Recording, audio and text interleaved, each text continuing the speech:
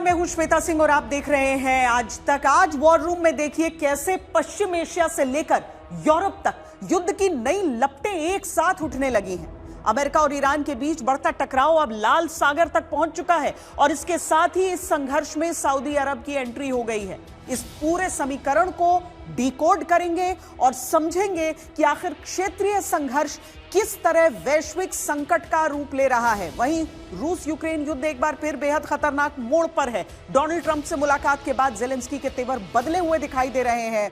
क्या यूक्रेन युद्ध अब और बड़े विस्तार की ओर बढ़ रहा है? इसकी पूरी पड़ताल करेंगे और साथ ही बात होगी पाकिस्तान की, जहां पीओजेके और बलूचिस्तान से सामने आ रही तस्वीरें पूरी दुनिया को झकझोर रही हैं, लेकिन दुनिया की चुप्पी कई सवाल भी खड़े कर रही है। इसी बीच एक सनसनीखेज खुफिया रिपोर्ट ने वॉशिंगटन से लेकर इस्लामाबाद तक हलचल मचा दी है। रिपोर्ट में दावा किया गया है कि चीन से ईरान के लिए भेजे जा रहे आधुनिक एयर डिफेंस सिस्टम और रॉकेट लॉन्चर्स की खेप पाकिस्तान के रास्ते जा रही है।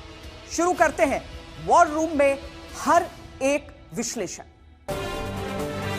पाक अधिकृत जम्मू कश्मीर में हालात और बिगड़ गए हैं। हिंसा और सुरक्षा बलों की कार्रवाई में कई लोगों की मौत, सैकड़ों घायल होने की खबर आ रही है।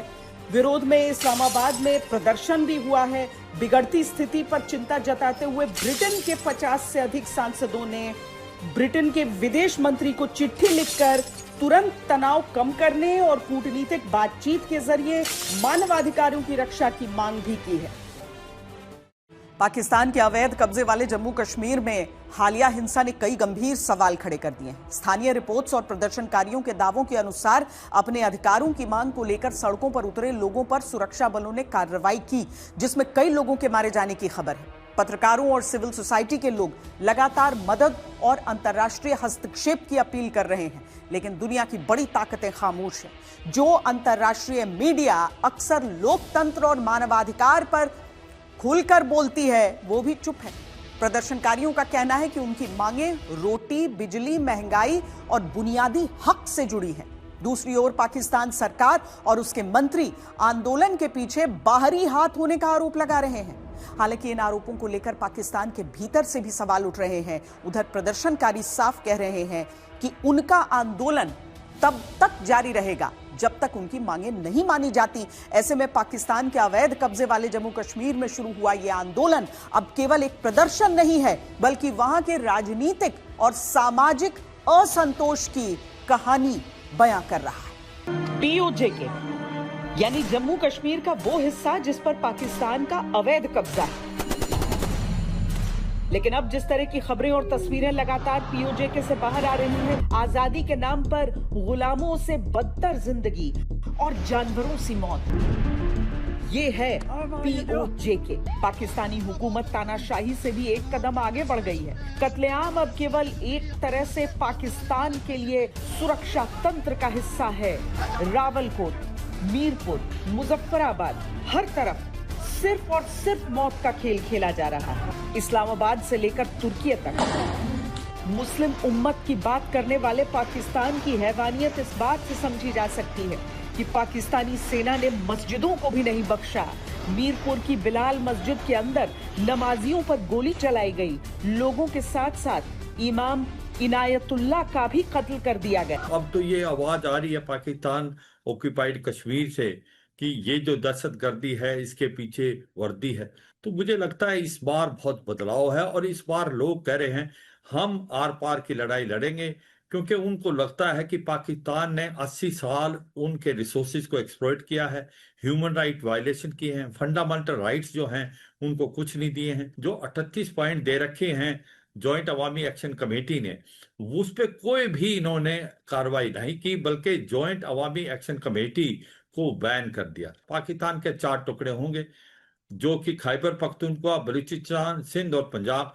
पीओजेके और गिलगित बाल्टिस्तान जो कि भारत का हिस्सा है, जो इलीगली ऑक्यूपाइड किया है पाकिस्तान ने, वो वापस भारत में आएगा।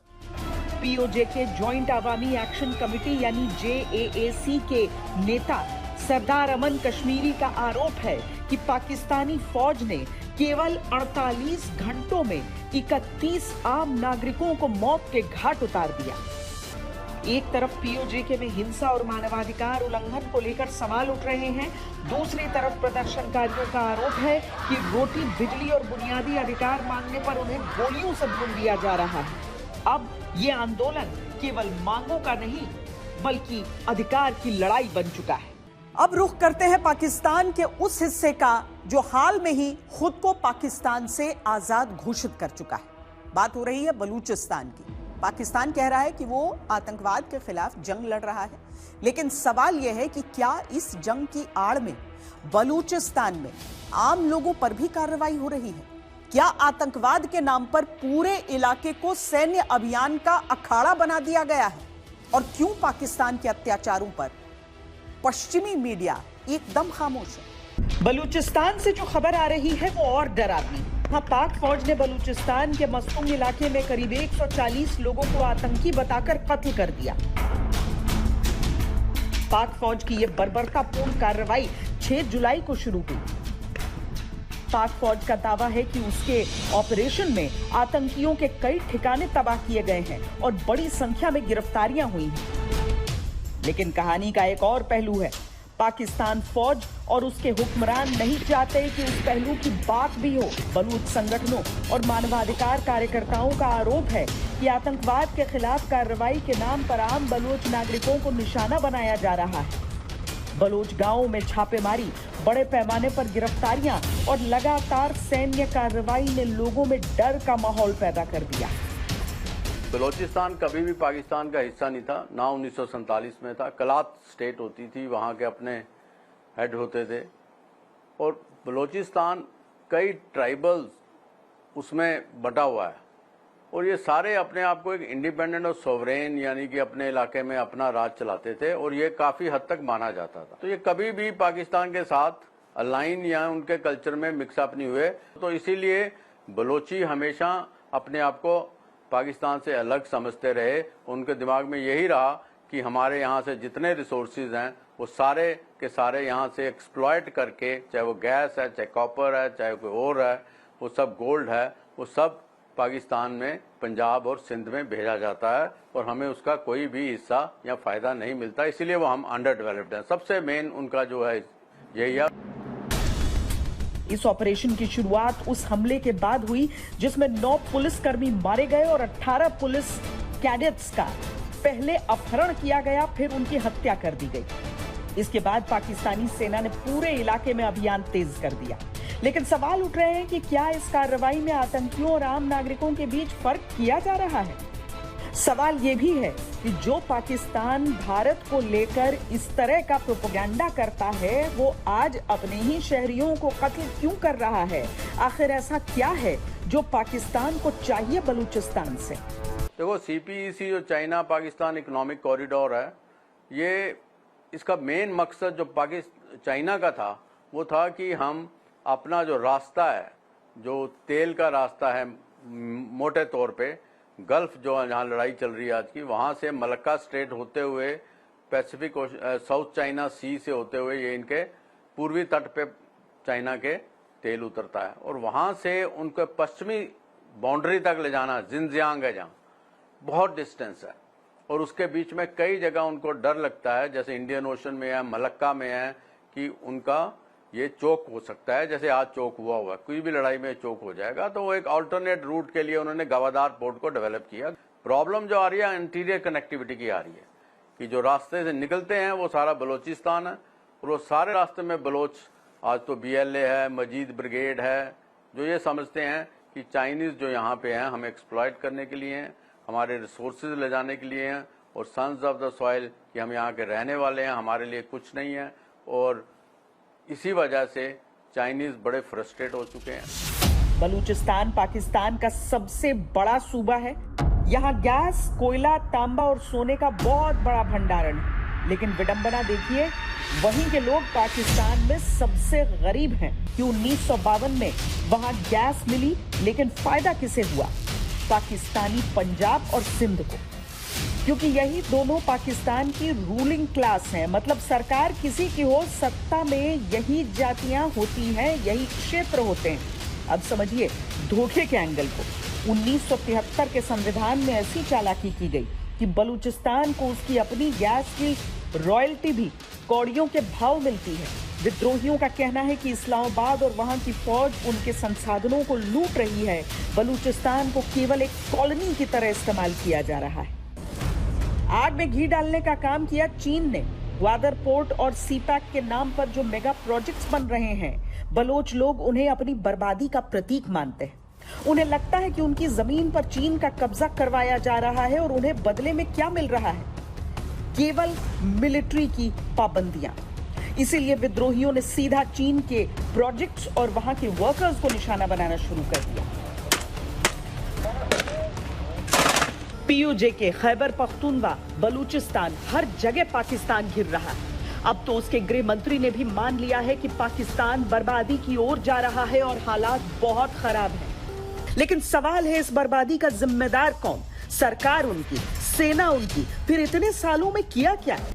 सबको मालूम है कि पाकिस्तान ने अपनी ऊर्जा आतंकवाद को पालने में लगाई, जबकि अपने देश के हालात बिगड़ते गए। अब यही सवाल पाकिस्तान की मीडिया भी उठा रही है कि जिम्मेदार पदों पर बैठे लोग इतने साल आखिर करते क्या रहे? पाकिस्तान के रक्षा मंत्री खुलेआम संदेश दे रहे हैं कि जल्द ही हाइब्रिड मॉडल से पाकिस्तान चलेगा। मतलब साफ है, पाकिस्तान में अघोषित तानाशाही की आहट सुनाई दे रही है। वजह भी साफ दिख रही है। पीओजे हो, खैबर पख्तूनवा हो, बलूचिस्तान या सिंध, लगभग हर इलाके में असंतोष बढ़ रहा है। ऐसे में हालात संभालने के बजाय सत्ता पर पकड़ मजबूत करने की कोशिशें तेज होती दिख रही हैं। पीओजे और बलूचिस्तान में क्या चल रहा है, हम आपको अपने संवाददाता अशरफ वानी के पास लिए चलते हैं। अशरफ इकलौते पत्रकार हैं जो कि पीओजे का हाल अपनी आंखों से देख चुके हैं। क्या यह सिर्फ अशरफ कानून व्यवस्था का संकट है या पाकिस्तान के भीतर गहराता राजनीतिक और सुरक्षा का संकट? बिल्कुल श्वेता, ये दरअसल गहराता राजनीतिक और सुरक्षा संकट पाकिस्तान के लिए शायद इतिहास में सबसे बड़ा। दरअसल पीओके की काफी अहमियत है पाकिस्तान के लिए और पाकिस्तानी राजनीति के लिए। वो दशकों से कश्मीर के नाम पर पाकिस्तानी कब्जे वाले कश्मीर से ही राजनीति जो को साधते रहे, चाहे उनकी सुरक्षा व्यवस्था हो, क्योंकि नियंत्रण रेखा का अधिकतर इलाका जो है वो पाकिस्तानी कब्जे वाले कश्मीर में ही लगा हुआ है भारत के साथ। तो उस बीच कहीं ना कहीं जो भारत का सालों से और दशकों से पाकिस्तानी कब्जे वाले कश्मीर को लेकर दलील थी, उसमें अब कहीं ना कहीं वजन आता जा रहा है, क्योंकि पाकिस्तानी कब्जे वाले कश्मीर में रहने वाले लोग अब खुद भारत सरकार और भारत से समर्थन मांग रहे हैं, जो पाकिस्तान और पाकिस्तानी सेना की चिंताएं बढ़ा रहा है।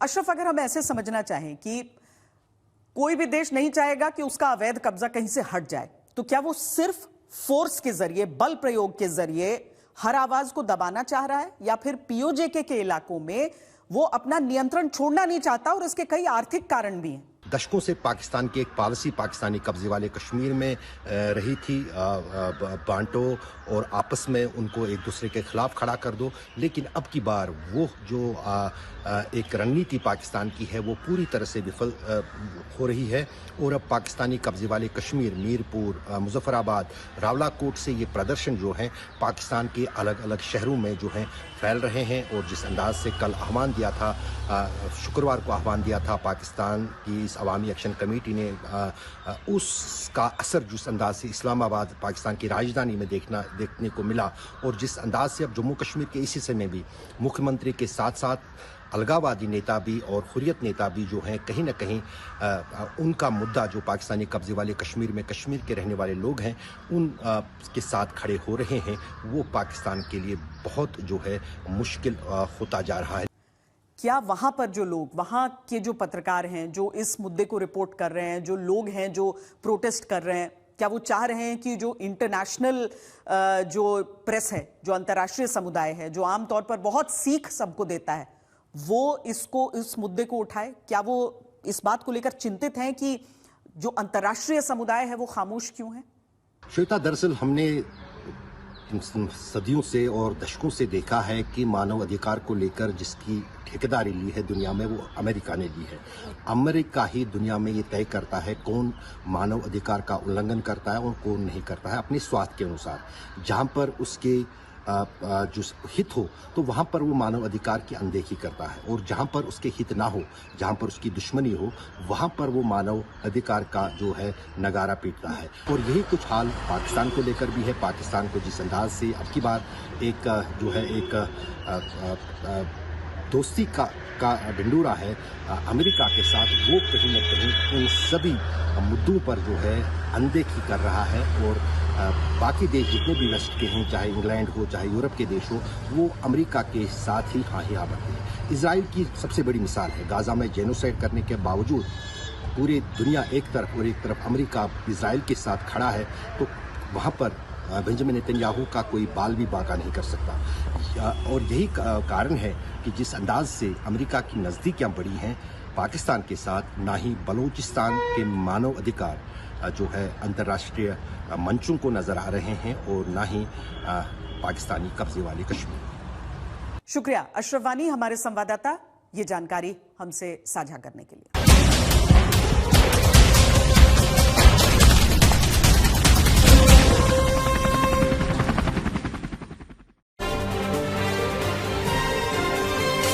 और अमेरिका ईरान युद्ध से जुड़ी इस वक्त की बड़ी खबर आ रही है। कुवैत में घुसे कई ईरानी ड्रोन और मिसाइलों को एयर डिफेंस ने मार गिराया है।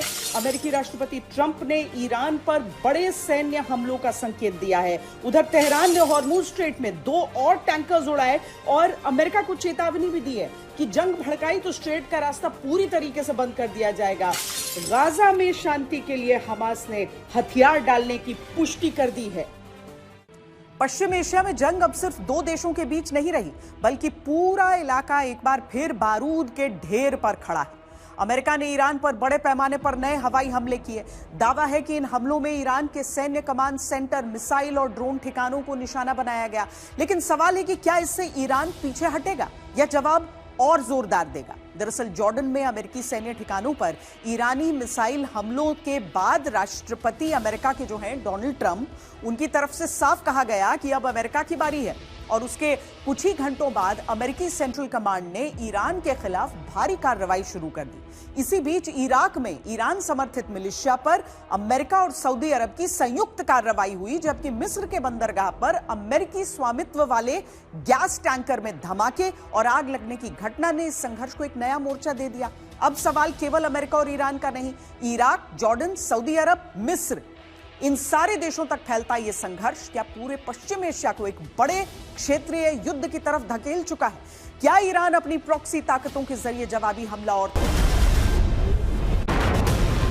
पश्चिम एशिया में जंग एक बार फिर भड़क उठी। ये लड़ाई अमेरिका और ईरान की न होके इराक, जॉर्डन, सऊदी अरब और मिस्र को भी अपने लपेटे में ले रही है।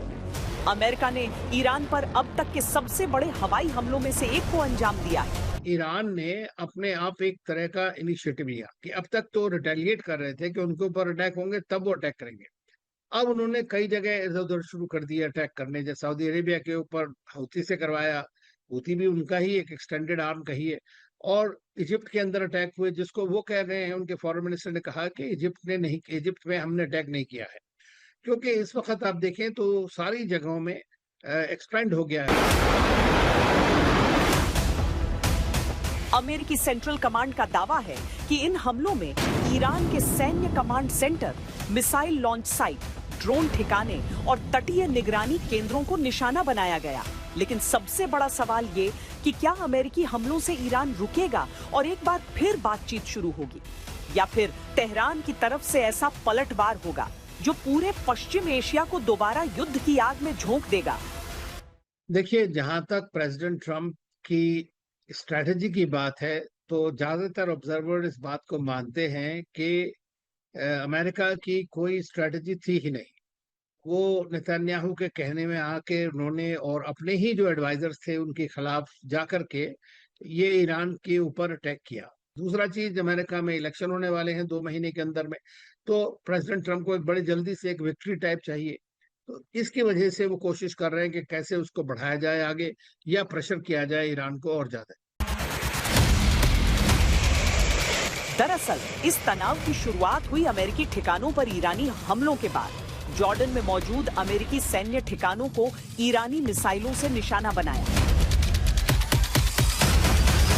इसके बाद अमेरिकी राष्ट्रपति डोनाल्ड ट्रंप ने साफ शब्दों में कहा, अब अमेरिका की बारी है। So it's our turn, and we'll see if we get there with an agreement at some point, but we're going to hit them very hard. 28 जुलाई 2026 को अमेरिका और सऊदी अरब ने मिलकर इराक में ईरान समर्थित मिलिशिया पर हमला किया। इस कार्रवाई में कई लड़ाके और ईरानी सलाहकार मारे गए और सऊदी अरब पहली बार औपचारिक रूप से इस संघर्ष में शामिल हो गया। अमेरिका का कहना है कि यह हमला ईरानी सेना और उसके सहयोगी संगठनों की उन गतिविधियों का जवाब है जिनसे अमेरिकी सैनिकों, खाड़ी देशों और अंतर्राष्ट्रीय शिपिंग को खतरा पैदा हुआ। पिछली बार जो 10 दिन की लड़ाई चल रही थी, उस वक्त में ईरान ने कहा हुतीज को कि भाई अब आप तैयार रहिए दोबारा से लड़ाई करने के लिए, क्योंकि अगर हम यहाँ स्ट्रेट ऑफ हॉर्मुज में रोक देंगे तो आपने वहां बाबल मंदब में या रेड सी में रोकना है सारा ट्रैफिक। अब आप सोच सकते हैं कि सारा मैरीटाइम ट्रैफिक अगर रुक जाए, ऑयल और गैस का जाना बंद हो जाए, खाने पीने की सब चीजों की, फर्टिलाइजर की खपत रुक जाए या वहां से आना जाना, तो उससे कितना बड़ा फर्क ग्लोबल कम्युनिटी को पड़ेगा। वहीं ईरान क्षेत्र में अपने प्रॉक्सी संगठनों द्वारा अपना दबदबा बनाए रखना चाहता है, जिस वजह से अब सऊदी उसके निशाने पर है। अमेरिकी राष्ट्रपति डोनाल्ड ट्रंप ने भी इस घटना का जिक्र करते हुए ईरान पर निशाना साधा और कहा कि अमेरिका इसका जवाब देगा। अमेरिकी हमलों का जवाब ईरान भी लगातार दे रहा है। IRGC ने दावा किया है कि उसने जॉर्डन के अल अजराक एयर बेस पर बैलिस्टिक मिसाइल से हमला कर अमेरिका के 3 F-35 स्टेल्थ लड़ाकू विमान तबाह कर दिए और 3 अन्य को भारी नुकसान पहुंचाया। IRGC का यह भी दावा है कि हमले में कई अमेरिकी सैन्य अधिकारी और तकनीकी कर्मचारी मारे गए। ईरान ने इन हमलों को केश्म आइलैंड पर हमले का जवाब बताया है। हालांकि अमेरिका ने इन दावों की पुष्टि नहीं की है और फिलहाल किसी स्वतंत्र स्रोत से भी इनकी पुष्टि नहीं हुई है। लेकिन इस पूरी कहानी में अब नए किरदार सामने आए हैं, चीन और पाकिस्तान। अंतर्राष्ट्रीय मीडिया रिपोर्ट्स में दावा किया गया है कि चीन की एक कंपनी के जरिए ईरान को आधुनिक एयर डिफेंस सिस्टम उपलब्ध कराने की कोशिश हो रही है। दावा है कि करीब 400 portable air defence missile system Iran पहुंचाए जा सकते हैं। रूट बताया जा रहा है चीन का उरुमिकी, वहां से पाकिस्तान और उसके बाद बलूचिस्तान के रास्ते ईरान। अगर ये दावे सही साबित होते हैं तो अमेरिका के लिए ये नई चुनौती होगी। लेकिन अमेरिका इस पूरे घटनाक्रम पर नजर बनाए हुए है। डोनाल्ड ट्रंप पहले ही चेतावनी दे चुके हैं कि अगर ईरान या उसके सहयोगी अमेरिकी हितों को नुकसान पहुंचाने की कोशिश करेंगे तो अमेरिका जवाब देगा। अब सवाल पाकिस्तान की भूमिका पर भी उठ रहे हैं। अमेरिकी मीडिया रिपोर्ट्स में पहले भी आरोप लगाए जाते रहे हैं कि पाकिस्तान ने अमेरिका और ईरान के तनाव के दौरान ईरानी सैन्य विमानों को अपने यहां जगह दी थी। आज की स्थिति यह है कि अमेरिका एक तरफ ईरान के सैन्य ढांचे को कमजोर करने की कोशिश कर रहा है, तो दूसरी तरफ ईरान के संभावित सहयोगियों को लेकर भी चिंता बढ़ रही है। अमेरिका की तरफ से जो तमाम बातें की जा रही हैं, उस सब के बीच बहुत सारे सवाल इस पूरे स्थिति को लेकर उठ रहे हैं कि युद्ध है, सीज फायर है या फिर क्या चल रहा है। सुमित चौधरी हमारे साथ जुड़ रहे हैं इस समय। सुमित, ये बताइए कि अमेरिका जो जवाबी हमले कर रहा है, जो सेंटकॉम की तरफ से कई बार अचानक सोशल मीडिया पर लिख दिया जाता है कि हम रिस्पॉन्ड कर रहे हैं, वो रिस्पॉन्ड कर रहे हैं या फिर एक व्यवस्थित तरीके से वो उनकी सैन्य क्षमता को खत्म कर रहे हैं ईरान की? श्वेता, अगर अभी के ताजा हमलों को देखें तो बार बार ऐसा लग रहा है कि टेस्टिंग दी वाटर्स हो रहा है, यानी वो बार बार ये देखना चाहते हैं कि ईरान की क्षमताएं क्या है या ईरान किस एक्सटेंट तक जा सकता है। अभी आपको याद होगा कि 12 से 13 दिन तक फिर दोबारा से मिलिट्री ऑपरेशन चलाए गए थे बहुत दिनों की सीज फायर के बाद। फिर एकदम से अमेरिका रुक गया। अमेरिका ने कहा कि हम ऑपरेशन नहीं करेंगे, हम लगातार बातचीत की टेबल पर जा रहे हैं। एकदम से हमने फिर देखा 48 घंटे के बाद फिर ऑपरेशन शुरू हो गए। वो इसलिए क्योंकि वो देखना चाहते हैं कि ईरान अगर रिटेलिएट करना चाहे, क्या वो सिर्फ स्ट्रेट ऑफ हॉर्मुज पर रिटेलिएट कर सकता है या अमेरिका को नुकसान गल्फ ऑफ ओमान में पहुंचा सकता है, रेड सी में पहुंचा सकता है जहां पर हुती हमले कर रहे हैं, और यहां तक कि अब मेडिटेरियन सी तक भी इसका दायरा बढ़ चुका है। तो ये टेस्टिंग वाटर्स वाला जो फिनोमिना है वो अमेरिका इसलिए कर रहा है कि वो देखना चाहता है कि ईरान की जो मिसाइल की रेंज है वो किस एक्सटेंट तक जा सकती है, किस इलाके तक जा सकती है। और शायद इसी वजह से वो बार बार रह रहकर अपने आप देखें कि वो अपनी रीडेवलपमेंट तो कर रहे हैं, रीअसाइनमेंट तो कर रहे हैं चीजों को, नई नई डेवलपमेंट, नई नई चीजों की आप कह सकते हैं एंगेजमेंट बढ़ा रहे हैं अपने वेपन्स की, लेकिन साथ साथ वो ये एक्सटेंड भी देख रहे हैं कि इनकी रेंज मिसाइलों की, इनकी ड्रोन की रेंज की किस कैपेसिटी की है। दो चीजें बड़ी अजीब सी हैं, एक कि इजराइल का इन्वॉल्वमेंट बिल्कुल शून्य की तरह दिख रहा है, जीरो। वो भी मुझे लगता है एक स्ट्रैटेजी ही हम कह सकते हैं सुमित उसको। और इसके साथ ही जो अपने प्रॉक्सीज का इस्तेमाल ईरान कर रहा है, क्या उसी के जरिए वो अमेरिका को बेहतर जवाब देगा अभी? बिल्कुल। और अगर अभी अब देखें, क्योंकि जो पिछले 24 घंटे में घटनाक्रम बदला, उसने जरा एक कंसर्न पैदा कर दिया, क्योंकि अब इजिप्ट के पास भी कई जगहों पे ऑयल टैंकर्स को अटैक किया गया, और वो भी पोर्ट के आसपास के इलाकों में। तो वो तमाम अटैक जो थे वो जॉर्डन को बाईपास करते हुए, इजराइल को बाईपास करते हुए इजिप्ट की तरफ अटैक किया। तो ये संदेह पैदा किया कि देखिए, ईरान के पास वो स्ट्रैटेजी है कि वो मल्टीपल लोकेशंस पे कर सकता है। हूती भी लगातार रेड सी में बड़ा कंसर्न बने हुए, वो भी यूएस के टैंकर्स को अटैक कर रहे हैं, या यहां पर स्टेट ऑफ हॉर्मुज पर भी तैनाती है। तो अगर आप तीनों स्टेट्स को देखें, तीनों जगहों पे देखें, तो इस समय ये एक्टिव वॉर फ्रंट के अंदर तब्दील हो गया। और आप मानिए कि ईरान सबसे बड़ी दिक्कत ना सिर्फ एक इलाके में पैदा कर रहा है, वो दुनिया भर की जो सप्लाई चेन है उनको प्रभावित कर रहा है। पर अब सऊदी, जॉर्डन, मिस्र, ये सारे जिस तरीके से अब इसमें इन्वॉल्व हो रहे हैं, तो अभी तक जो America, Israel, US, America, Israel, Iran के बीच जो संघर्ष था, क्या अब यहीं पर इसी क्षेत्र में मल्टी नेशन का इन्वॉल्वमेंट सीधे तौर पर? देखिए, 2-3 देशों को लेकर तो ईरान बहुत ज्यादा अलर्ट मोड पर या चेतावनियां दे चुका है, जो बहुत कड़ी। IRGC ने 24 घंटे में 3-4 बार अपनी एडवाइजरी, अपनी चेतावनी दी है, जिसमें सऊदी को लेकर इनडायरेक्टली उन्होंने आग्रह किया है या फिर चेतावनी दी है। इसके अलावा अगर आप देखें कि UAE को लेकर भी अभी जो इराक पर हमले हुए, जिसमें सऊदी का इन्वॉल्वमेंट भी था, जिसमें कहा गया कि जो मिलिशिया जो ईरान को समर्थित थे उन पर अटैक किया गया। मुझे लगता है कि वो ईरान के लिए कंसर्न था कि अगर सऊदी मिलकर भी अटैक करता है इराक के ऊपर या ईरान के ऊपर, तो ऐसे में ईरान उसका रिस्पॉन्ड कैसे करेगा। इसीलिए इसके दायरे को बढ़ाया जा रहा है। और अभी आप देखिए, मौजूदा हालात में IRGC की तरफ से रीमाइनिंग का काम, माइनिंग्स को दोबारा से डिप्लॉय किया गया स्टेट ऑफ हॉर्मुज पे, जो अमेरिका के लिए कंसर्न था। इसके अलावा आप देखिए कि रेड सी के अंदर हूती के पास लॉन्ग रेंज मिसाइल भेजी गई, और अगर इराक में वो हमले कर रहे हैं, उसके पीछे का भी एक कारण है। ये कहा जा रहा है कि पिछले 1 महीनों के अंदर इराक के मिलिशिया के पास भी वो लॉन्ग रेंज मिसाइल्स हैं, जिनसे वो इजिप्ट, आप कह सकते हैं, यूरोप तक को टारगेट कर सकते हैं, या फिर यूरोप के कई इलाकों को अपनी जद में ले सकते हैं। शायद ये कंसर्न सऊदी के साथ साथ पूरे यूरोप और अमेरिका के लिए बना हुआ है। तो एक चीज जो सब ये सोच रहे हैं ना कि युद्ध शायद कंट्रोल में है, अगर खत्म हो ना हो, लेकिन इस तरह की चीजें पूरी दुनिया को क्या संकेत दे रही हैं, जो अर्थव्यवस्था को अपनी संभालने की कोशिश कर रहा है? देखिए, पूरी दुनिया के लिए तो एक बड़ा कड़ा संदेश है कि अमेरिका इस चीज को हैंडल नहीं कर पा रहा है। अमेरिका के साथ साथ इजराइल, देखिए अभी नेतन्याहू लगातार अमेरिका गए थे, डोनाल्ड ट्रंप से मिले, और उसके तुरंत बाद हमने देखा ऑपरेशन की शुरुआत हो गई। तो ऐसा लग रहा है कि इजराइल ये बताने की कोशिश कर रहा है कि एक ही विकल्प है। नेतन्याहू की तरफ से एक इंटरव्यू में कहा गया कि 3 विकल्प हमारी तरफ से, दोनों की तरफ से क्लियर हो गए। पहला ऑब्जेक्टिव था ब्लॉकेड को जारी रखा जाए, दूसरा था कि डील कर ली जाए, तीसरा था कि बड़े ऑपरेशन किए जाए। और तीनों के अंदर एक ही ऑब्जेक्टिव है दोनों का, कि ईरान को न्यूक्लियर पावर बनने से रोकना है। तो शायद इन तीनों ऑब्जेक्टिव के पीछे इजराइल की मंशा बहुत क्लियर है। वो चाहता है कि ये युद्ध चले, ताकि वो अपने कम से कम ऑब्जेक्टिव को पूरा कर ले। इससे अमेरिका को क्या बर्डन झेलना पड़ेगा, यूरोप को या दुनिया को, उसको उसकी परवाह शायद दिखती नहीं है। बहुत शुक्रिया सुमित इस पूरी जानकारी के लिए। यूक्रेन की राजधानी कीव पर रूस का भीषण हमला हुआ है। वहां के मेयर के मुताबिक 9 लोगों की मौत इसमें हो गई है, 28 लोग घायल हो गए हैं। दूसरी तरफ उत्तर कोरिया ने नेटो पर युद्ध की तैयारी का आरोप लगाते हुए कहा कि यूरोप में 10,000 किलोमीटर लंबे ईंधन नेटवर्क का विस्तार गठजोड़ के आक्रामक इरादों को साफ करता है कि तैयारी जंग की है। रूस यूक्रेन युद्ध भी अब एक नए और खतरनाक मोड़ पर पहुंचता दिखाई दे रहा है। डोनाल्ड ट्रंप से मुलाकात के बाद यूक्रेन के राष्ट्रपति वोलोदिमिर ज़ेलेंस्की के तेवर पहले से कहीं ज्यादा आक्रामक हैं। यूक्रेन अब सिर्फ रूस की तेल रिफाइनरियों को निशाना नहीं बना रहा, बल्कि ईरान से जुड़े एक जहाज पर हमले ने इस युद्ध को पश्चिम एशिया के संघर्ष से जोड़ने की आशंका बढ़ा दी है। उधर रूस ने भी जवाबी कार्रवाई में यूक्रेन की राजधानी कीव समेत कई शहरों पर मिसाइलों की बारिश कर दी।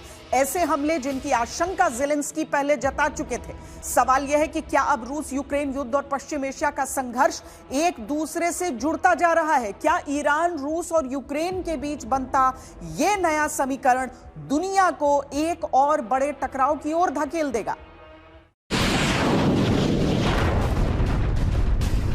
रूस यूक्रेन युद्ध अब एक नए और ज्यादा खतरनाक फेज में जाता हुआ दिख रहा है। दोनों देश लगातार एक दूसरे के अहम शहरों और इंस्टॉलेशन को निशाना बना रहे हैं।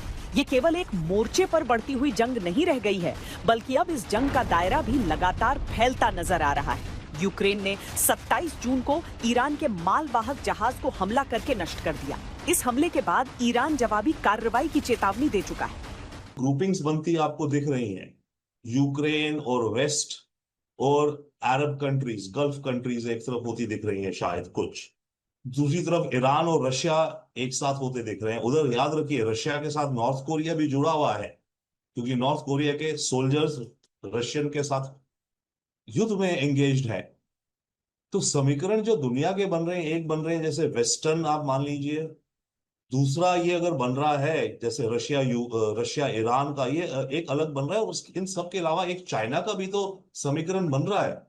अब चाइना का समीकरण कितना टाइट है ईरान के साथ कह नहीं सकते, बट चाइना का समीकरण रशिया के साथ तो काफी टाइट है। रशिया की सारी इकोनॉमी इस समय चाइना के ऊपर डिपेंड कर रही है। तो समीकरण बदल रहे हैं और 3 अलग अलग कॉम्बिनेशंस पोटेंशियल दिख रहे हैं इस समय इसी रीजन में।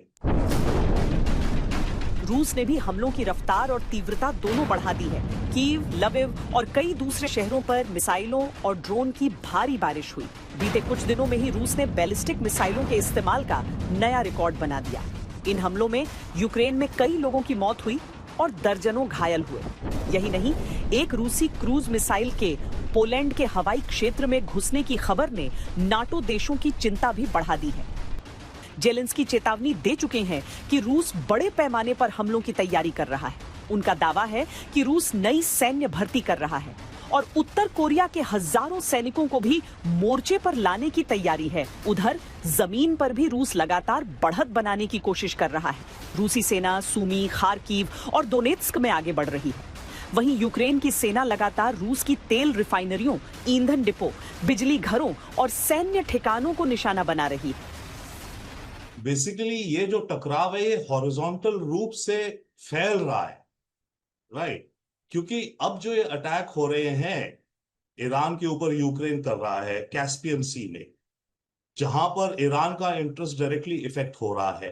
अब ईरान या तो वापस रिटेलिएट करे यूक्रेन के ऊपर, वो मुश्किल है उसके लिए क्योंकि दूर है और ड्रोन, मिसाइल वगैरह इसके अभी काफी ओवरफ्लाइंग की प्रॉब्लम है। तो ईरान क्या करेगा? रशिया को और मदद कर सकता है ड्रोन्स देने में, ताकि रशिया यूक्रेन के ऊपर और अटैक करे। और उधर यूक्रेन क्या कर रहा है? यूक्रेन अपनी एंटी ड्रोन टेक्नोलॉजी या सिस्टम्स या जो भी कुछ ला करके गल्फ स्टेट्स को दे रहा है। वो भी तो युद्ध फैल ही रहा है ना। आपस में जितने भी प्लेयर्स इस रीजन में कॉन्फ्लिक्ट में हैं, ईरान की सप्लाई चेन हो वेपन्स की या एक्सपोर्ट्स की, रशिया की सप्लाई चेन हो वेपन्स की या रशियन एक्सपोर्ट्स, क्योंकि रशियन एक्सपोर्ट्स ब्लैक सी में फंस गए हैं, यूक्रेन उनको डोमिनेट कर रहा है। ये युद्ध का अब एक तरह से कहें डेफिनेटली फैल गया है और फैलने का चांस और ज्यादा बढ़ता दिखता है। अब सबसे बड़ा सवाल यही है कि क्या रूस यूक्रेन युद्ध और पश्चिम एशिया का संघर्ष एक दूसरे से जुड़ते जा रहे हैं? क्या रूस, ईरान और यूक्रेन के बीच बनता ये नया समीकरण दुनिया को एक और बड़े टकराव की तरफ धकेल रहा है? क्योंकि अगर यह जंग सीमाओं से निकलकर नए देशों और नए मोर्चों तक फैलती है तो इसके असर पूरी दुनिया को भुगतने पड़ सकते हैं। वॉर रूम में आज के लिए इतना ही। देश और दुनिया की बाकी खबरों के लिए आप देखते रहिए आज तक।